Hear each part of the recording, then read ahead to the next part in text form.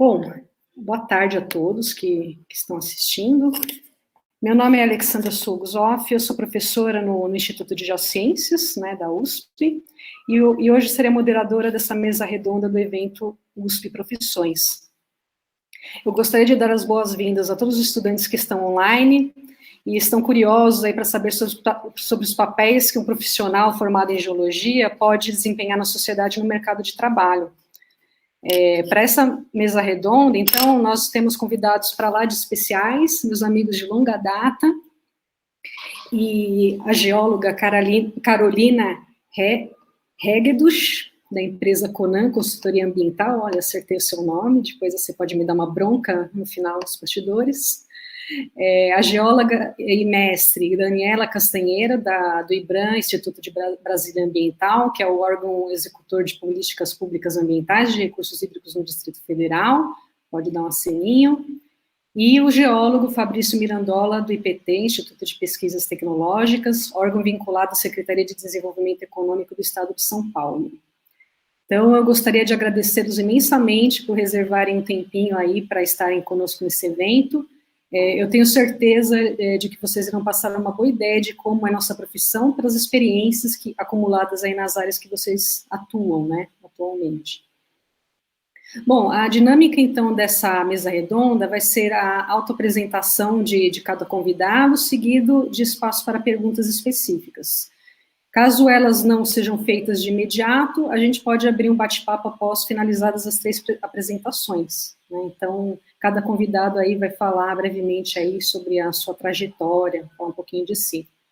Então, para dar início, a gente vai começar abrindo espaço para o nosso convidado, Fabrício Mirandola, do IPT. Por favor, Fabrício. Obrigado, Alessandra. É um prazer estar aqui, e em seu nome eu já agradeço a todos os professores, todos os funcionários do Instituto de Geociências e da USP, né? É sempre um prazer estar de volta a essa casa aí que nos acolheu, nós da Geologia, por 5 anos, né? Acho que o pessoal que está acompanhando aí já descobriu que a Geologia é uma ciência exata, é um curso de 5 anos integral. Espero que vocês tenham aproveitado bastante o que o pessoal já apresentou aí. Principalmente vou puxar a sardinha para o meu lado, que o geólogo Marcelo Gramani apresentou, acho que foi na sessão anterior, ou antes dessa anterior, falando bastante de um trabalho que é a minha área de origem também, dentro do IPT. Ele é um profissional excelente, renomado nessa área, espero que tenha aproveitado bastante. Bom, eu vou seguir o que pediu a Alessandra, né, então vou falar um pouco da minha carreira profissional, né? E para falar da minha carreira profissional, eu preciso voltar lá para 2002, penúltimo ano de geologia, né? Eu entrei junto com a Alessandra e junto com a Carolina em 99, nós saímos em 2003. Então, em 2002, eu estava terminando uma bolsa FAPESP que eu tinha, numa área da geologia que a gente chama de sedimentologia. E o estudo dessa bolsa era algo que para quem não é da área, parece ser meio maluco, né? Era estudar numa área, era na divisa, ali em Cáceres, na divisa entre Mato Grosso e Bolívia, fazer um estudo para buscar estruturas ou formas que justificassem uma era glacial, né? O que a gente chama de snowball, quando a Terra estava toda congelada.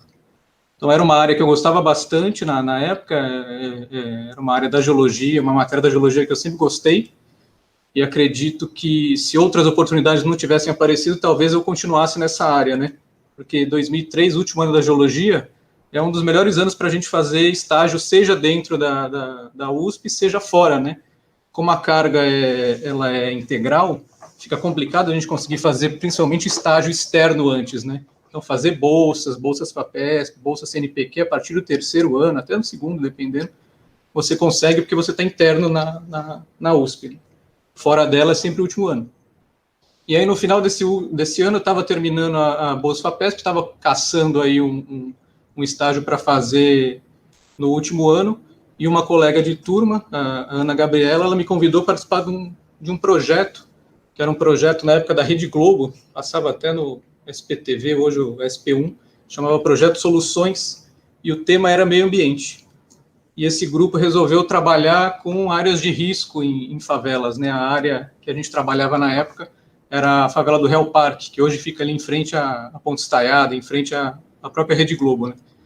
Então, participei desse projeto, a gente acabou ganhando um prêmio, e quando teve a arguição dos prêmios, um pessoal do IPT, que é dessa área, estava lá, né? Acho que participaram até da banca, e tinha uma vaga aberta para o estágio em 2003, no meu último ano de geologia.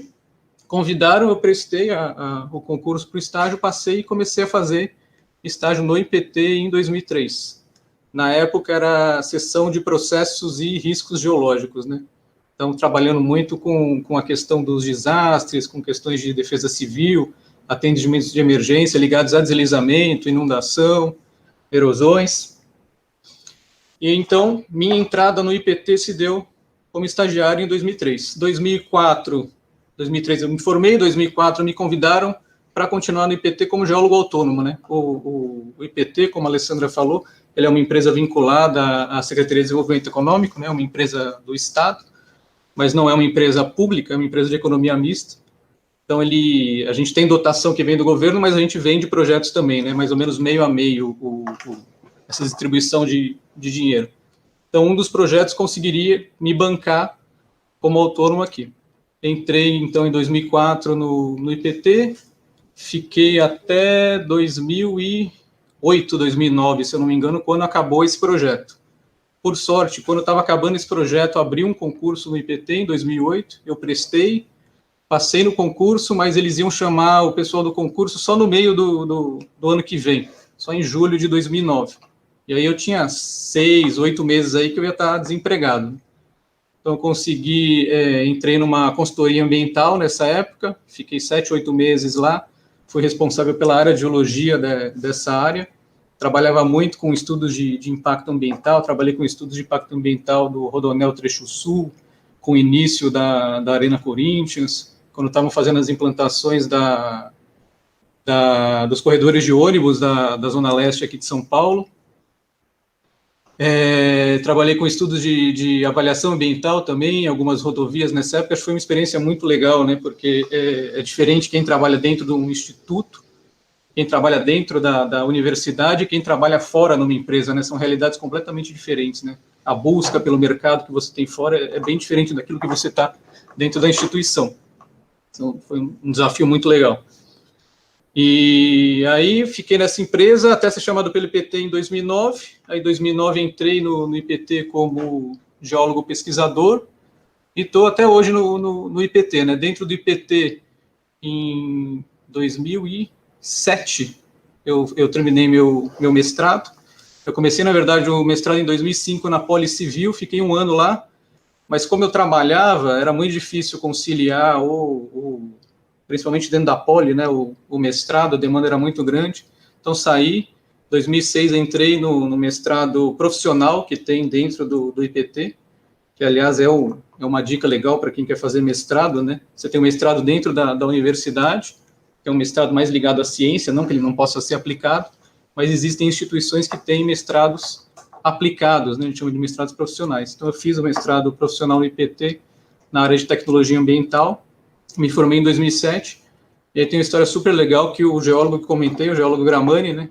A gente estava um dia num campo do meu mestrado lá, conversando numa área dentro da favela.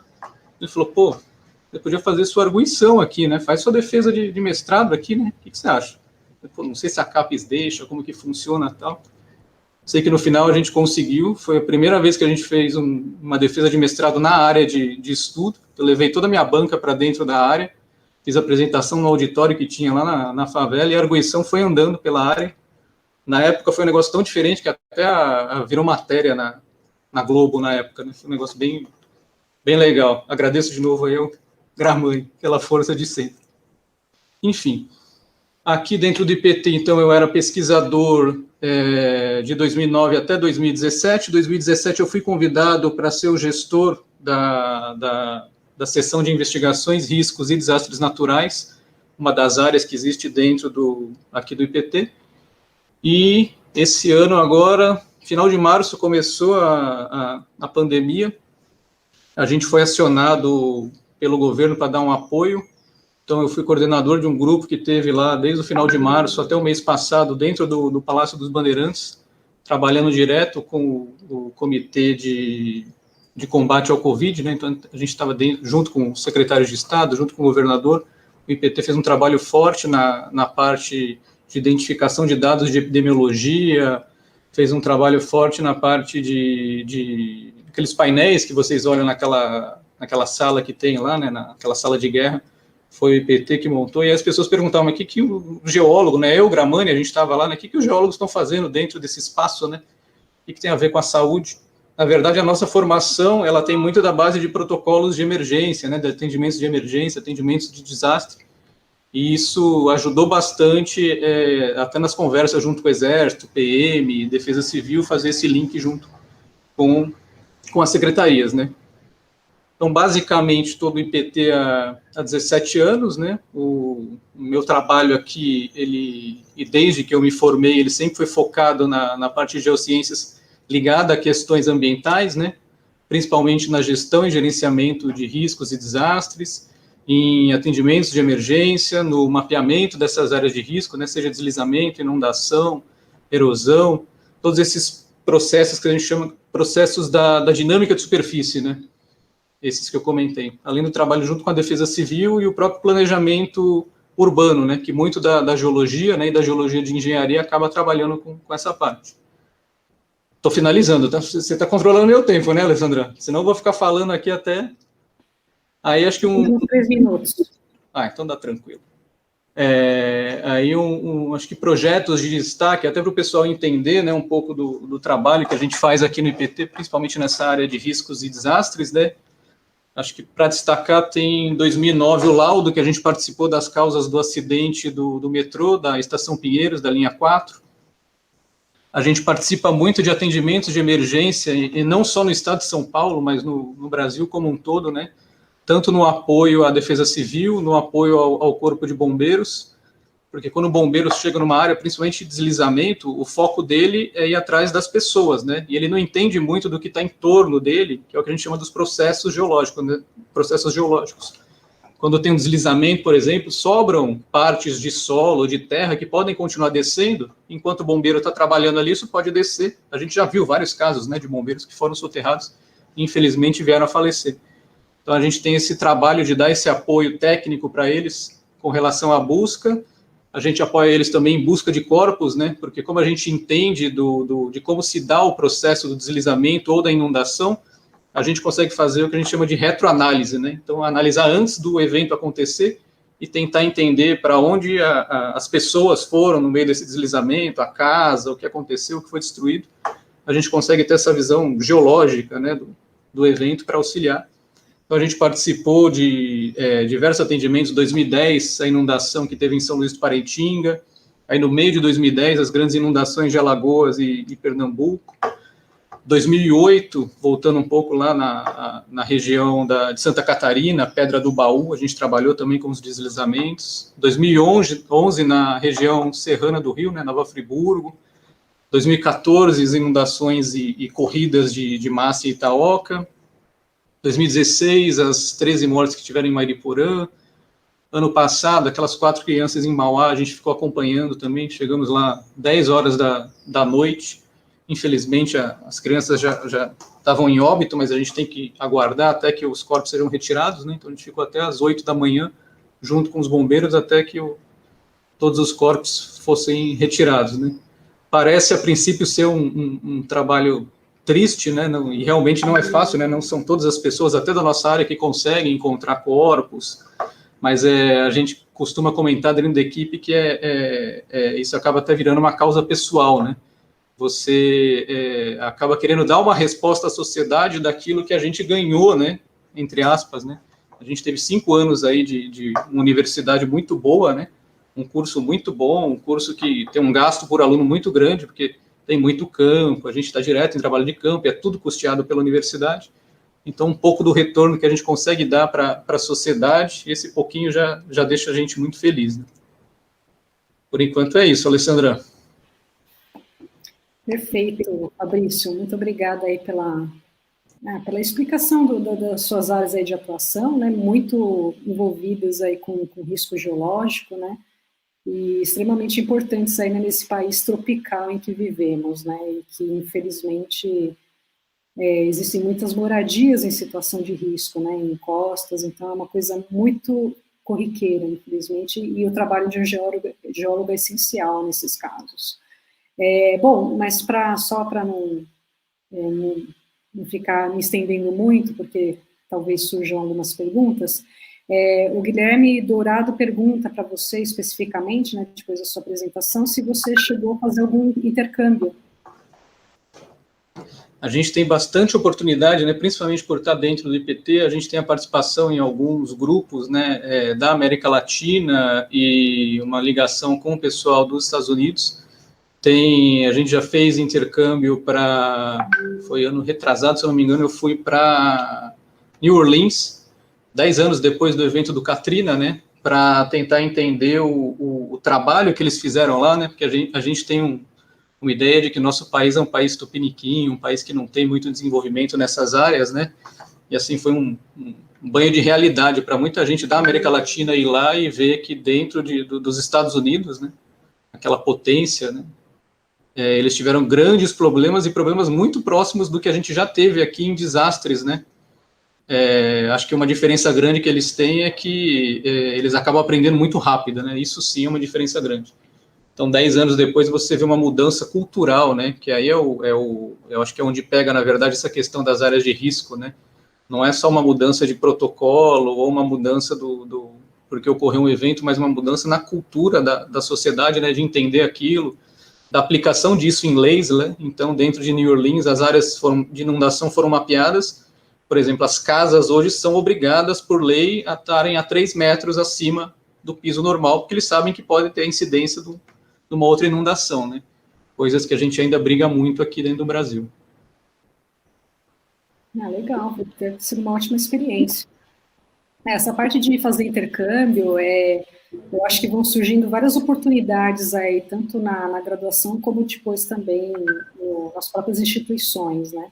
Certeza, e aí depende das áreas, né? O geólogo Marcelo Gramani, que estava acompanhando aqui, por exemplo, ele é especialista em corridas de massa, né? Que são aqueles eventos, parece aquelas enxurradas de terra, solo, bloco que desce, encosta abaixo, né? Então, ano passado, por exemplo, ele esteve no Japão, que é o país que é o must, assim, né, nessa área, né, então, para entender um pouco de como eles tratam isso, como funciona, quais são as tecnologias que existem com relação a isso, né, foi um evento que juntou diversas pessoas do mundo ali que entendem da área, né, então, para ele foi excelente, né, conseguir pessoas que a gente só vê em livro, né, a gente está acostumado, né, a ver as nossas referências lá, né, os nomes em livros, e de repente você encontra um cara tá tomando cerveja com ele ali pode falar cerveja aqui? Pode. Ali no happy hour, né, e conversando. Bom, um cara que na graduação, eu escrevia sobre ele, hoje eu estou aqui trabalhando com ele, né. Ele teve na Suíça também, na parte de uma empresa que trabalha com quedas de bloco, então ele fazia essas malhas para segurar blocos, tudo. Nossa, não, acho que tem diversos casos aí, né, acho que esses 3 são os mais emblemáticos que a gente teve aqui com relação a intercâmbios. Sim, sim. Um enriquecimento pessoal e também, assim, é extremamente importante essa troca de conhecimento, né, que existe. Na verdade, não é só a gente receber, às vezes também dá para as pessoas, né, então essa troca é muito importante. E para nós, né, para a sociedade aqui brasileira sempre especial isso, né, que esses conhecimentos sejam trazidos e sejam incorporados, né. Sim, até só... Desculpa, você me lembrou de um trabalho que aí esse oposto que você falou, né? A gente conseguiu um projeto FAPESP junto com a Colômbia, a Inglaterra e outros países mais pobres aqui da América Latina que tem muito problema com relação a risco. E aí a experiência nossa aqui no Brasil, né? A gente fez o maior mapeamento já feito por uma instituição no Brasil, foram 407 áreas em São Paulo mapeadas, né? 1.500.000 pessoas em área de risco. Então todo esse conhecimento que a gente adquiriu nesse 1 ano e meio de trabalho, a gente conseguiu dividir isso com outros países, né, e outras instituições aqui da América Latina. Sim, a construção do conhecimento, né, tem que ser global. Perfeito, Fabrício. Bom, eu vou então encerrar esse primeiro bloco, né, para a gente passar para os outros convidados, mas eu não posso deixar de salientar aqui que o Marcelo Gramani deixou umas mensagens lá no YouTube, né, falando que o seu trabalho é excelente, né, que ele é referência aí para áreas de risco e depósitos antropogênicos, tá bom? É só para deixar aqui registrado. E obrigada, então, pela apresentação. E agora a gente vai passar, então, a palavra para a nossa próxima convidada, Daniela Castanheira, do IBRAM. Olá, boa tarde. Bom, primeiramente eu gostaria de agradecer a oportunidade, o convite de estar aqui falando com vocês a respeito da minha profissão, de ser geóloga, de como tudo aconteceu na minha vida, de passar um pouco das minhas impressões para vocês, de alguns processos, né, que aconteceram durante aí a caminhada. Eu entrei na geologia em 2001 e me formei em 2006 pela Universidade de Brasília.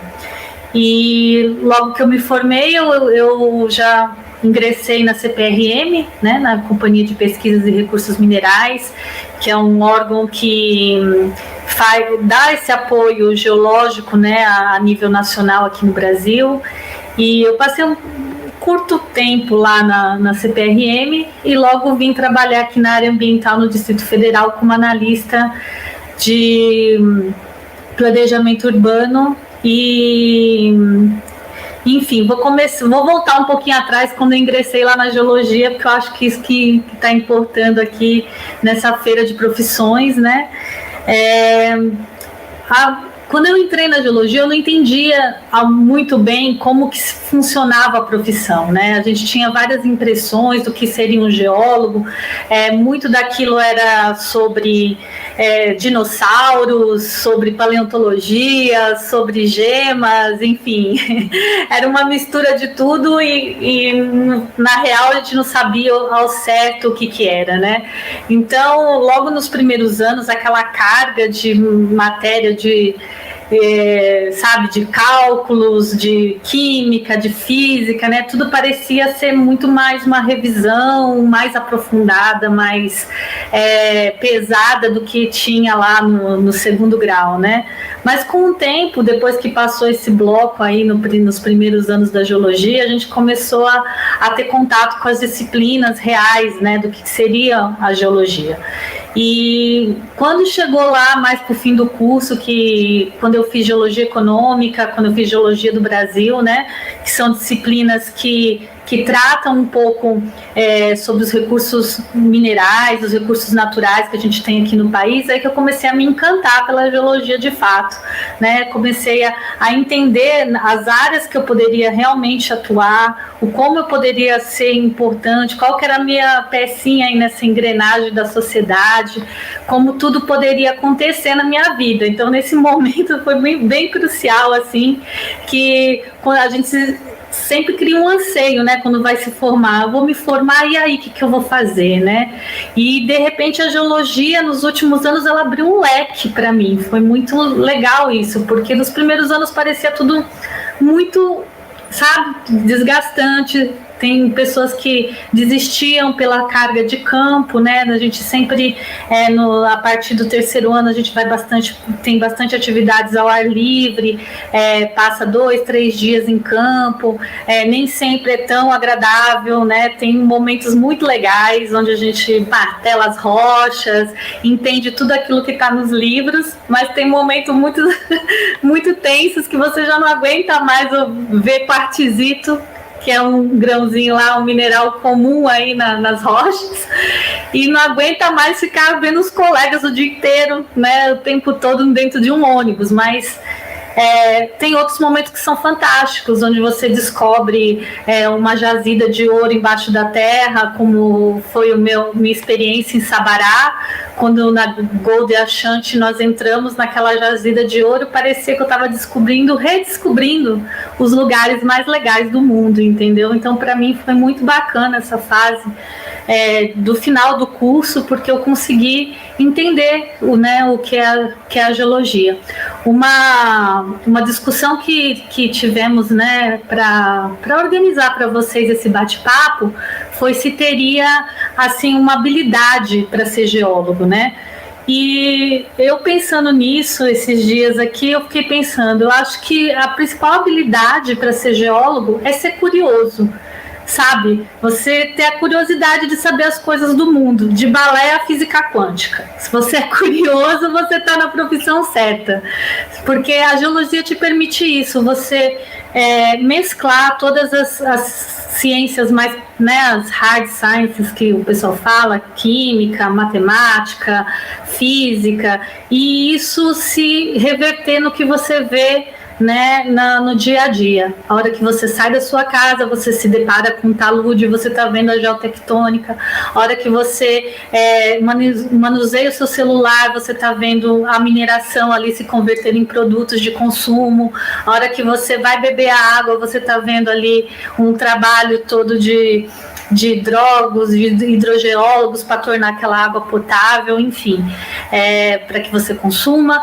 Então, eu acho que a principal habilidade para ser geólogo é realmente você ser curioso. Então, se você é curioso, é uma ótima profissão para você. Você vai descobrir muitas coisas, vai se maravilhar com tantas outras e vai se decepcionar com algumas, como todas as profissões. Mas eu garanto para vocês que tem mais prazeres do que dores, né? Eu sou uma entusiasta da geologia. Hoje eu trabalho como analista aqui no governo do Distrito Federal. Agora falando um pouco mais do que eu faço, né, no dia a dia, eu trabalho há 8 anos aqui como analista do governo e eu passei os meus primeiros anos fazendo licenciamento ambiental. Eu sou parte de uma equipe multidisciplinar, onde tem geólogos, biólogos, engenheiros civis, e trabalhar com uma galera de várias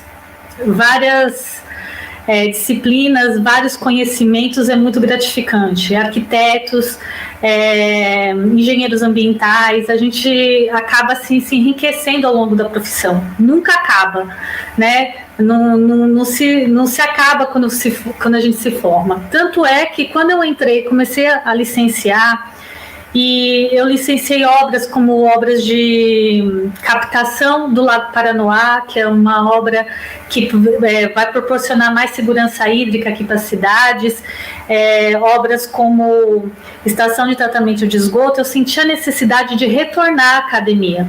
Então foi quando que em 2016 eu voltei para a UNB, que é minha casa, meu berço, o professor Eloy, um querido, sempre presente assim na minha vida, e fiz um mestrado, né, na área de enquadramento dos corpos hídricos subterrâneos, que é o enquadramento dos aquíferos, que é um instrumento, né, da política pública das águas, e nós, dentro desse mestrado, fizemos uma proposta aqui para o Distrito Federal, e a partir de então, desde 2016, eu venho atuando aqui no governo, justamente nesse apoio, né, nas políticas públicas dos recursos hídricos aqui na região do Distrito Federal, tanto em câmeras técnicas aí para comitês, para conselhos, como também para planos de manejo e elementos de gestão aí da unidade de conservação.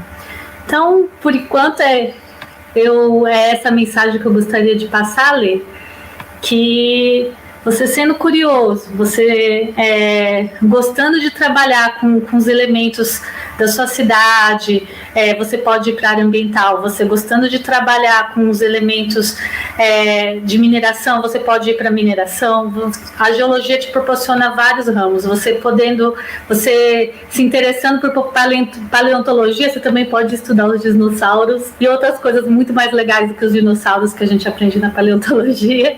O pessoal estava falando aí da Petrobras. Na Petrobras tem um ramo muito legal aí dos fósseis, né, que geram petróleo, que são 1000 vezes mais fantásticos que os dinossauros, viu, gente? Muito mais legal. E é isso. Essa mensagem que eu gostaria de passar.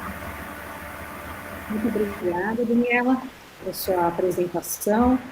No começo, ela começou a falar, a Dani falou sobre os trabalhos de campo, né? De fato, são atividades muito recorrentes na estrutura curricular da geologia, né? Eu acho que é extremamente importante, né? Não é só a gente estar lá na sala de aula, tá vendo teoria, ou mesmo o papel do aluno realmente é ir atrás de informação, não só de estar recebendo através de docentes, mas é imprescindível, na verdade, que existam esses trabalhos de campo para a gente estar vendo lá nos barrancos, né?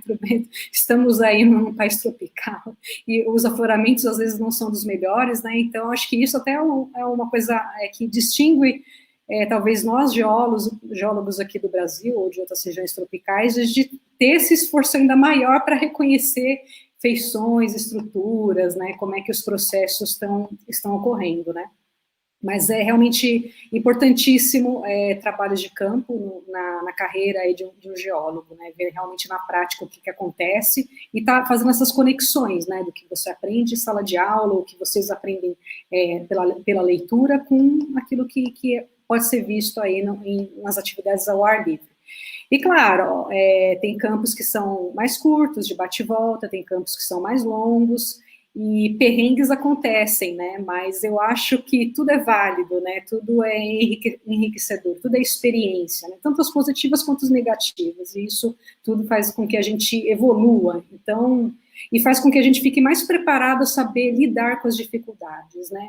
Então, por isso, eu acho que a carreira de geologia é fantástica nesse aspecto, né, que a gente realmente vai aí para a prática, saber se virar, né, quando coisas boas acontecem ou coisas que não são tão boas, né, como é que a gente tem esse jogo de cintura para saber lidar com a situação e resolver, né. Bom, mas muito obrigada, Dani, mais uma vez. Eu acho que, bom, o Guilherme Dourado fez mais uma pergunta lá pelo chat, se o geólogo tem como trabalhar em cavernas, né, fazendo pesquisas. Eu já dei lá uma resposta, né, que sem dúvida na área de espeleologia. Temos disciplinas na geociências, até voltadas especificamente para terrenos kársticos, e tem uma equipe, assim, significativa que vai se formando na geociências e que segue esse caminho, né? E é importante também, porque o pessoal faz mapeamento, né, de cavernas, isso depois é utilizado aí pelo pessoal do turismo, né, para poder fazer uma abertura para receber pessoas, né, para conhecer as cavernas. Então, e claro, fora a parte de pesquisa para saber o ecossistema em si, né, que também é importante em termos de preservação. Temos aquíferos que podem se desenvolver, aquíferos de condutos por conta de terrenos kársticos, né, terrenos carbonáticos. Tem mais uma pergunta? Acho que eu posso fazer para você, Dani, tá bom? Se não se importar, da Karim Figueiredo, está perguntando na graduação da geologia se tem alguma matéria sobre a área de criminologia ou a geologia forense em especialização. Karim, boa tarde. Karim, a geologia forense geralmente é um curso de especialização, ou você até pode pagá-lo, né? Tem muita gente que faz o curso de perito ambiental, né, que também tem matéria sobre geologia forense, né, dentro desse curso, mais voltado para o meio ambiente. Agora tem uma parte da geologia forense que não também resolve outras questões, né, não só crimes ambientais ou questões relacionadas ao meio ambiente, mas não geralmente as universidades não possuem essa matéria e é um curso posterior à graduação. Mas é bem interessante. Fazer uma parte sobre isso, né? Eu acho que na geociências a gente está pensando numa revisão da estrutura curricular, né? Então, os assuntos aí que estão em voga aí no momento, e também pensando em seguir aí quais são as demandas de mercado, né, de sociedade, sempre pensando sobre como renovar e como introduzir esses novos conceitos, né? Eu acho que isso daí vai ser introduzido, não sei se tão especificamente, mas abrem-se disciplinas educativas sobre esse assunto na graduação, até trabalhando com isótopos, né, que são importantes traçadores aí, que podem ajudar na geologia forense, mas também uma outra possibilidade, às vezes, é através da pós-graduação, né, de conseguir uma especialização. E aí realmente depende do docente que tem meios para orientar nessa área, né, as disciplinas que a pessoa consegue fazer, talvez eventualmente não na Geociências da USP, mas em outros institutos, né, então eu acho que a pós-graduação permite que você consiga aí alavancar para diversas áreas, né, então acho que isso é importante na pós-graduação. Tanto é que a gente da geografia, que vem fazer pós na Geociências, da física, da matemática, a pós-graduação permite isso. Há vários colegas ali que ingressaram na Polícia Federal como perito, né, e desenvolvem aí a geologia forense. A Polícia Federal, a Polícia Civil também de alguns estados também tem essa especialização na carreira, né, que é perito da Polícia Civil, perito da Polícia Federal em geologia, né? E justamente atua nessa área. Mas geralmente eles, como a Lê comentou, né, eles fazem o curso, a especialização pós a graduação. Mas a graduação é a base, né? Tem que entrar de alguma maneira aí nesse ramo. E como até o Marcelo Gramani já escreveu aqui, né? Eles acabaram, e confirmou, na verdade, o que eu tinha isso em mente, eles acabaram de criar uma disciplina optativa, né? E, se não me engano, vai trabalhar com isótopos na Geociências. Então, é isso que eu falei, né? Nós estamos reformulando aí a grade curricular, então novas disciplinas serão criadas, disciplinas antigas vão ser reformatadas, né, repensadas segundo realmente as demandas aí da sociedade e do nosso mercado aí de trabalho. Perfeito. Eu acho que então a gente pode então dar sequência à nossa próxima convidada, a Carolina. Por favor, Carol. Oi, boa tarde, estão me ouvindo? Beleza. Bom, boa tarde, agradecer a oportunidade de estar aqui, da Lê ter me convidado para falar um pouquinho do meu trabalho, que está um pouquinho fora do que é a geologia pura que o pessoal conhece aí. Hoje não, há 9 anos eu trabalho na Conan, consultoria ambiental, eu sou gerente de investigação ambiental. Eu trabalho na área de revitalização e reutilização de áreas contaminadas. Bom, mas vou contar então um pouquinho do meu trajeto até chegar aqui. Bom, como o Fabrício falou, entrei com eles em 99, com o Fá e com a Lê. A gente não tinha nessa época, né, essa oportunidade de ter essa feira de profissões, de conhecer exatamente o que era geologia, então acho que a gente entra mais como curioso, com uma visão bem romantizada do que é a geologia, visita o museu, conversa com um outro, e no meu caso, o meu romance foi a geologia. Então, para trabalhar com pedra, o que seria? Entrei na faculdade, trabalhei um pouquinho com paleontologia, fiz a matéria de gemologia e me deparei com aquele mundaréu de matérias de exatas, porque, embora tenha passado no vestibular de exatas, eu não sabia o que eu estava fazendo. Então, física, química, cálculo, e consegui romper essa barreira nos 2 primeiros anos ali, aquele mundaréu de coisa, com gente saindo. A gente entrou em 50, e eu acho que no final do 2º ano, que entrou com a gente, acho que tinham sobrado 25, mais ou menos, né? E quando a gente conseguiu vencer essa barreira, que o 3º ano começamos a nos formar geólogos mesmo, que foi quando a gente começou a ter as matérias efetivas da geologia, os campos, que foi quando mudou, a nossa vida mudou e a gente começou a ver o que era, né? Tivemos os campos e a gente começou a ter aquela visão macro da geologia, que eram as viagens de campo, e saíam com as amostras, e as nossas amostras viravam micro, que eram as lâminas que a gente fazia das rochas que iam para o microscópio, e a gente, então, começou a ter isso, então, começou a ver os diferentes tipos de rocha que a gente aprendia e que a gente entendia, e aí, nesse interim, o meu sonho de gemologia foi por água abaixo, porque trabalhar com pedra preciosa é um mercado muito difícil, muito complicado, e eu me vi nesse meio de caminho sem saber o que fazer, eu não queria continuar na academia, eu continuei fazendo um pouquinho de cada coisa, terminei a graduação numa bolsa de geocronologia, trabalhando com datação rubídio-estrôncio. Quando a gente terminou a faculdade, eu estava meio perdida. Foi uma época que a CETESB estava crescendo, porque em 2002, foi dada foi dada a obrigatoriedade dos postos de combustível fazerem as investigações ambientais para fazerem a renovação de licença ou os encerramentos de atividade. Então, foi quando deu um boom nas consultorias ambientais.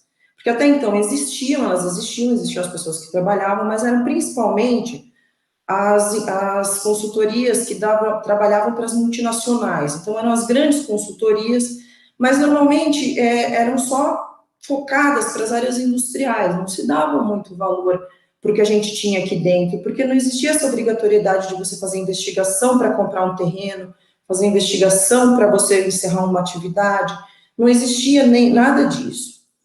Então, quando a gente se formou, existia esse mercado estava em amplo crescimento, e eu não queria sair de São Paulo. Também tinha um mercado muito grande para mineração, muitos dos nossos colegas saíram de São Paulo, foram trabalhar em mineração, mas eu sempre gostei muito de dormir na minha cama, não queria ir dormir em barraca e nem ir abrir frente de lavra.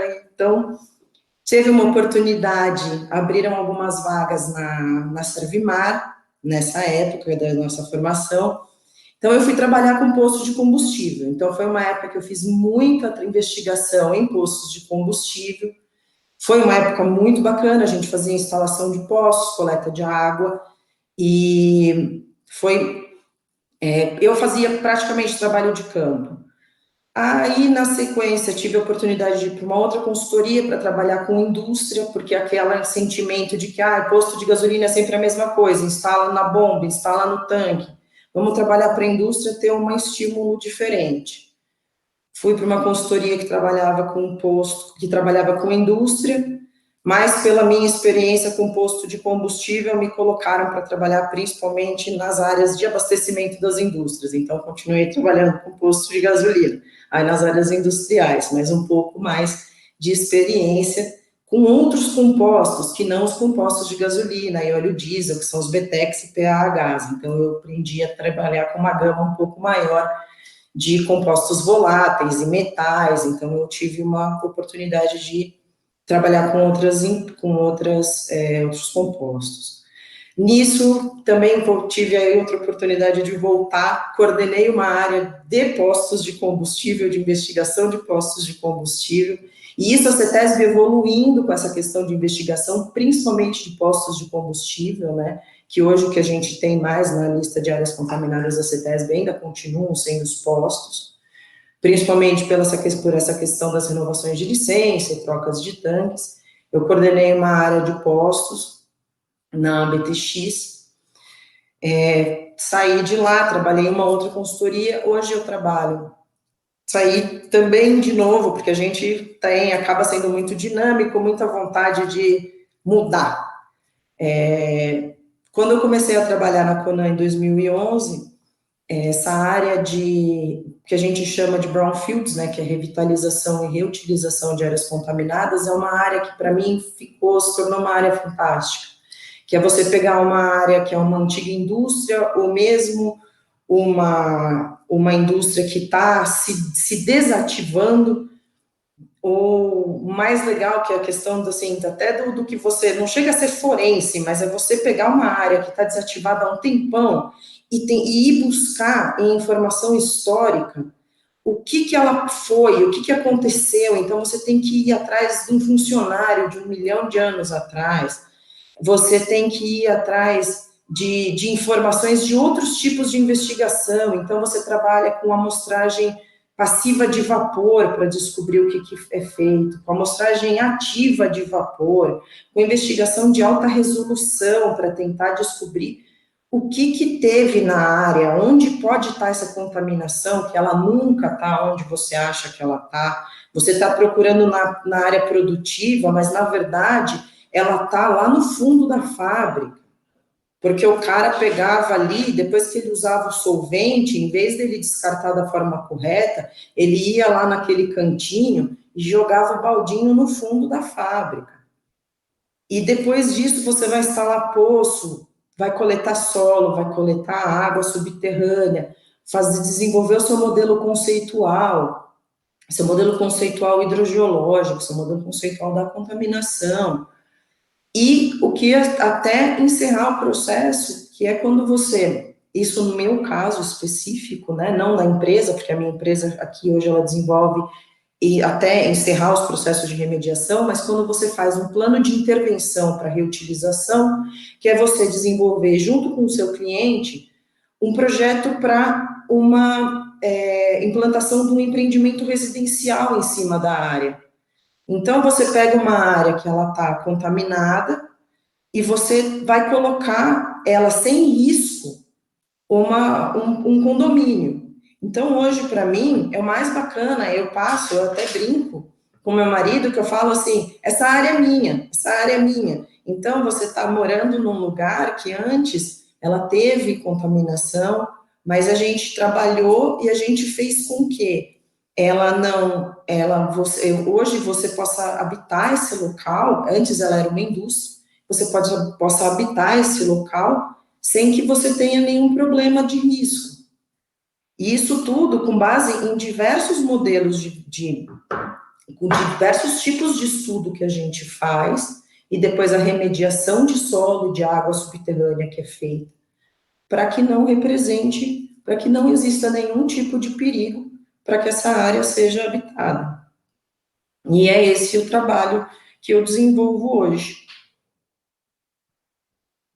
E é isso, eu acho. Muito obrigada. Perfeito, Carol, obrigada. Você atua numa área que muitos geólogos formados pela Geociências USP atuam, né, que é o mercado aí de consultoria ambiental.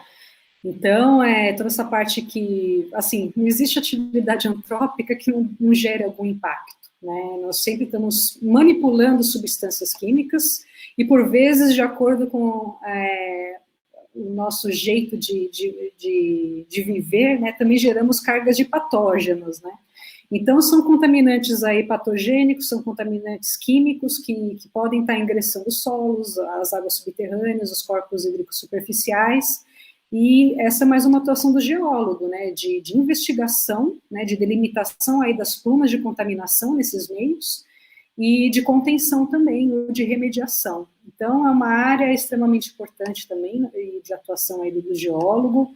A Carol trabalha mais especificamente em recuperação de áreas degradadas, né, então, existe então, uma área que foi contaminada por uma indústria, e, assim, ela precisa ter algum uso para não ficar abandonada. Então, passou por etapas aí de recuperação, de regeneração, para ter um determinado uso no final. Vai ser um parque para a população, vai ser um condomínio residencial, enfim, isso tudo, claro, tem que estar bem pensado em termos aí da própria CETESB, que é o nosso órgão aí órgão ambiental, né, que controla isso, que controla as áreas contaminadas. Então, é uma área bastante prolífica aí para a atuação de geólogos também, né? Nós precisamos fazer poços, por exemplo, de monitoramento, né? Então, realmente precisa de um geólogo para estar descrevendo as litologias que são encontradas e fazer as amostragens, determinar quais são os contaminantes. Nós temos interface aí com várias disciplinas, né? Física, química, então acho que Essa é uma característica da geologia, muito interessante. Mas, perfeito, só faltam aí 11 minutos para encerrar essa mesa redonda, um papo bem interessante. O Guilherme Dourado, nossa senhora, gente, só o Guilherme Dourado faz perguntas, vocês estão muito acanhados. É possível um geólogo, para você, Carol, é possível um geólogo trabalhar em Minas ou até mesmo assinar projetos de barragens? Sim. Sim, geólogo trabalha em Minas, e tanto em prospecção, né, na parte de prospecção, quanto em frente de lavra e barragem, sim, haja vista o pessoal da TUV, que são os geólogos das barragens da Vale, foram 2 geólogos, né? Não foram, se eu não me engano? Infelizmente, foram 2 geólogos que assinaram aquela barragem. Inclusive, Ale, no DNPM, um dos que orquestrou, coordenou a equipe que escreveu a nova regulamentação da barragem, é um geólogo, Paniago. Sim, não, sem dúvida, Guilherme. O geólogo trabalha em Minas e assina, claro, nós somos regulados aí pelo CREA, nós podemos assinar em projetos, né, nós somos responsáveis técnicos por vários, dependendo aí da sua área de atuação. Então, certamente dá para trabalhar na área de mineração, né, e também na área de barragens. Juntamente com engenheiros, né, não são só geólogos, né, mas tem uma equipe aí também. É isso que eu ia comentar, Lê. Você tem 2 áreas principais que são ligadas a trabalhos em Minas, né? Essa parte mais de mineração, de prospecção, que foi o que a Carol comentou, né? Que o geólogo está lá na frente de lavra, e tem a parte da geologia de engenharia, né? Que aí você trabalha desde da fundação ou da barragem, rodovias, túneis, grandes obras de arte, pontes. O geólogo também trabalha sempre junto com equipes multidisciplinares, né? Acho que muito do que a Carol e a Dani falaram embasam isso, na verdade, né? Essa formação que a gente tem da Exatas, né? Apesar de ser um processo relativamente complicado de se passar no primeiro e segundo ano, né? Que a gente tem cálculo integral, cálculo numérico, cálculo diferencial, acho que nem lembro mais os nomes das matérias. Mas isso, no final, dá uma base para a gente conseguir conversar com diversas áreas, né? A gente tem a parte de biologia, a gente tem a parte de geoquímica. Então, abre uma gama, na verdade, de possibilidades, né, da gente conseguir entender melhor esses outros profissionais e conseguir montar essas equipes até transdisciplinares, né, que hoje a gente não consegue montar um projeto que tenha só geólogos, ou só engenheiros, ou só arquitetos, né? Não, sem dúvida, você falou tudo, Fabrício. A gente realmente precisa desses conhecimentos aí das matemáticas para a gente conseguir ter uma linguagem com os outros profissionais, com essas equipes multidisciplinares, né? Então, não estamos querendo assustar ninguém, né? São disciplinas básicas, aprofundadas aí em um certo limite, né? Claro que sempre depende realmente do próprio estudante, de ir mais além, e da própria área que vai seguir, né? Às vezes tem áreas que precisam de mais matemática, tem áreas que precisam de mais de química, né? Mas, assim, nós temos aí um nivelamento, uma base de matemática, de física, de química, que realmente são disciplinas necessárias aí no primeiro, no segundo ano. Isso não quer dizer que o currículo esteja montado exclusivamente nessas disciplinas mais básicas aí de matemática. Nós temos também geologia geral, vocês vão ver que pontualmente já temos disciplinas aí relacionadas à geologia, né? Então isso é importante também. Deixa eu só fazer um adendo, que eu preciso fazer um esclarecimento para os nossos espectadores, tá? Embora a geologia seja regulamentada pelo CREA, vocês vão entrar no CREA e vão saber, e vão olhar lá, piso salarial de geólogo. Tá? Só para os gananciosos, eu vou só explicar já antes. Está escrito lá, piso salarial, 8,5 salários mínimos. É mentira, tá? Isso é mentira, isso não acontece. Pelo menos na área de meio ambiente, vocês vão ser contratados sempre como analistas ambientais, assessores ambientais, qualquer coisa ambientais, menos geólogos júnior. Porque ninguém paga 8,5 salários mínimos para quem acabou de se formar, a não ser que vocês vão trabalhar na empresa da família de vocês. Estejam avisados já, isso não existe. E nem se for na empresa da família. Né? Nem na família. Tá? 8,5 salários mínimos, ó. E isso, acho que é bom esclarecer, isso não fique claro, tá? Não existe. Só do mundo da geologia, né? Isso para todo mundo, em qualquer área que vocês forem. Piso do CREA não existe. Tem uma briga forte de classe aí dos engenheiros, arquitetos e geólogos, né, com relação a isso, né? Eu tenho acompanhado algumas questões de obras de construção civil, tem engenheiro sendo contratado por R$ 1.800, engenheiro formado, né? Então, acho que vale uma live só para se discutir esse assunto, né? Mas é uma realidade que realmente a Carol tem razão, é importante de se colocar, né? Hoje o mercado é oferta e procura, infelizmente, né? E não necessariamente a melhor das técnicas é aquela que vai embasar o contrato ou não do profissional. Não, sem dúvida. É a superexploração humana, né? Isso é em todas as esferas. O pessoal vai utilizar mais de estagiários para não contratar um geólogo, enfim, né?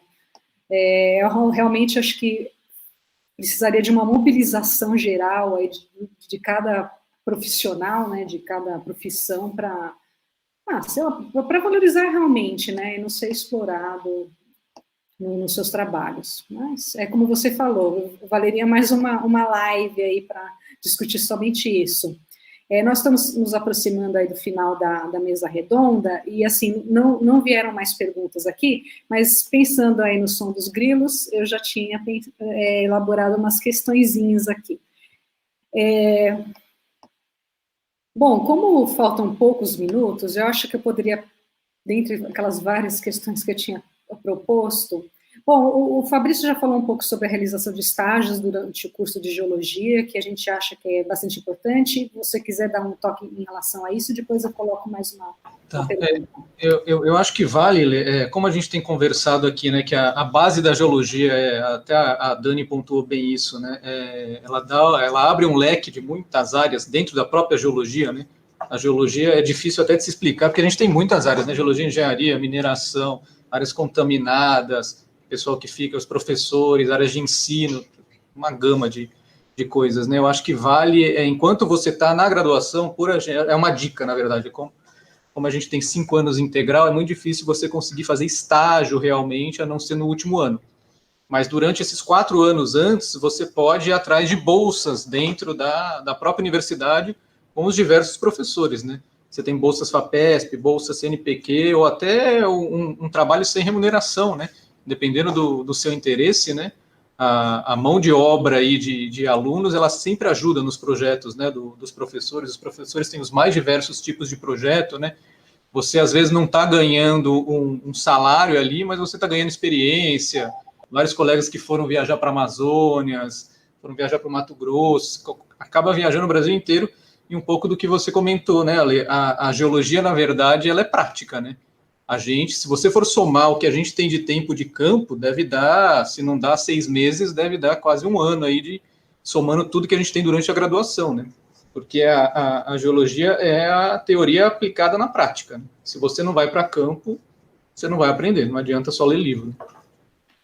Isso mesmo. Então, é realmente muito importante aí os estágios, né, porque vocês vão se deparar aí com diversas áreas, né, na geologia. Então, acho que essa experiência é muito importante, se vocês puderem se envolver nos projetos dos pesquisadores, mesmo que de forma voluntária, eu acho que é tudo aprendizado, a construção aí do currículo de vocês, né, e de formação mesmo, né, pessoal.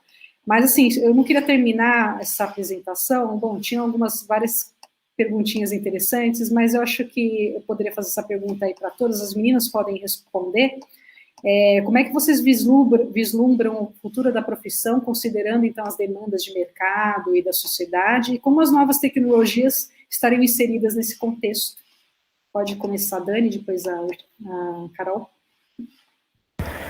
Bom, eu acho que o futuro aí da inteligência artificial vai precisar muito de um geólogo por trás de toda a expertise aí, porque os algoritmos trabalharem de forma correta, né? Porque nem tudo que se automatiza se converte na realidade. Então, eu vejo aí que vai ter muito campo para para a gente atualizar a geologia e cada vez mais modernizá-la e cada vez mais conseguir outros meios aí de estar aprimorando nossas técnicas aí de descontaminação, nossas técnicas de geotécnicas para obras de infraestrutura, até mesmo para reciclagem dos materiais aí, dos metais. Eu acho que esse vai ser o futuro aí da nossa profissão.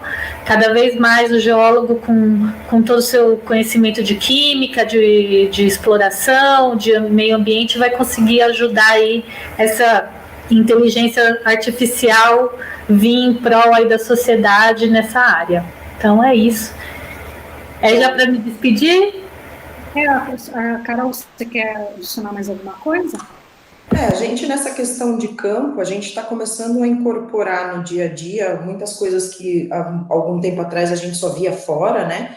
Que é principalmente a questão da investigação de alta resolução, está crescendo muito e é uma ferramenta maravilhosa para a gente aqui, embora seja muito mais, o nosso solo seja muito mais heterogêneo do que o lá de fora, mas assim, a gente está incorporando essa tecnologia e está sempre, a questão do Big Data, a gente também está crescendo muito, e só isso, tá? É um mercado que está em expansão, em franca expansão, só mesmo embora a gente esteja aqui em crise, a gente ainda continua tendo muita demanda no nosso mercado. Não, sem dúvida. Precisa da supervisão, né?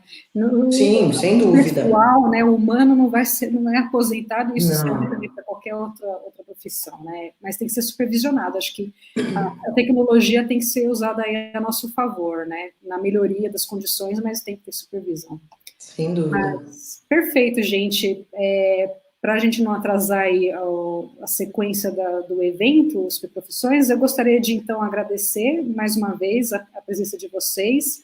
Acho que foi uma conversa bem, bem legal e eu espero que as pessoas, eu não tenho acesso aqui, as pessoas que assistiram, mas espero que elas tenham aproveitado essa nossa conversinha de hoje à tarde. Muito obrigada novamente aí por vocês estarem aqui com a gente. Obrigada, tchau, tchau, boa tarde para vocês. Tchau, gente, muito obrigada por terem visto e espero que vocês resolvam ser nossos colegas. Boa, obrigado, Lê, obrigado pelo convite. Obrigada, Lê. É um prazer poder falar daquilo que a gente gosta, né? Acho que sempre bom, né? Fica horas e horas. Obrigada a todos, viu? Tchau, tchau. Obrigado. Tchau, tchau.